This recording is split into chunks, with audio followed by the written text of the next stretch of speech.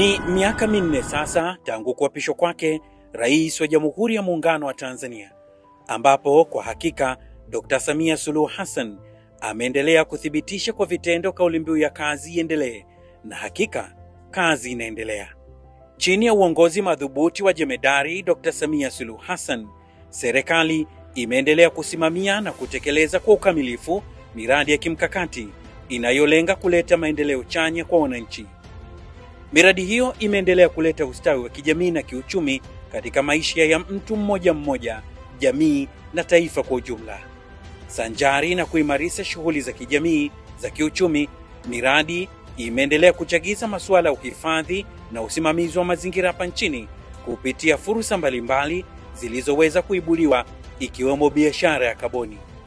Ofisi ya Makamu wa Rais yenye dhamana na kuratibu shughuli za mazingira imeendelea kuandaa kanuni, sheria, miongozo, dira na mwelekeo wa hatua zinazopaswa kuchukuliwa na mamlaka husika katika usimamizi wa mazingira nchini.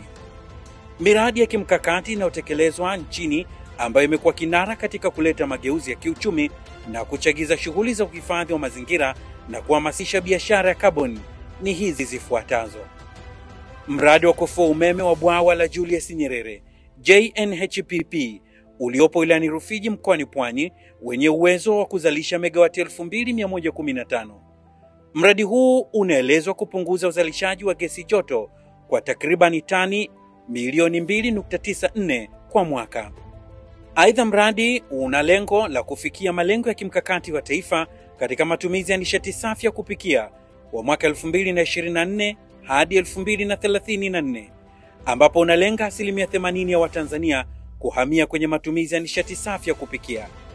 Aidha, Mheshimiwa Rais Dr. Samia Suluhu Hassan amekuja na dhana ya kuhamasisha jamii kuhusu matumizi ya nishati safi ya kupikia, na amekuwa kinara kwa viongozi wa bara la Afrika katika kuhamasisha jamii kuhusu matumizi ya nishati safi ya kupikia na kuachana na matumizi ya nishati chafu ya kupikia, ikihusisha kuni, mkaa, ambayo ina madhara kwa afya na mazingira.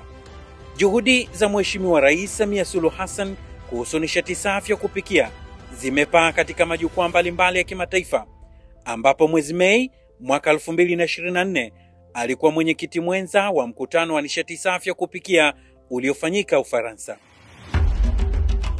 Mradi wa mabasi yaendayo haraka Dar es Salaam DART imeendelea kuwa mdau mkubwa wa masuala ya uanzishaji na utunzaji wa mazingira kupitia mradi wa mabasi yaendayo haraka BRT.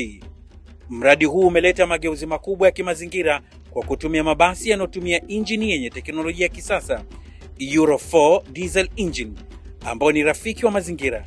Kiasi cha gesi joto kinachopunguzwa kupitia mradi ni tani zaidi ya 470,000 za hewa ukaa kati ya 2021 na 2030,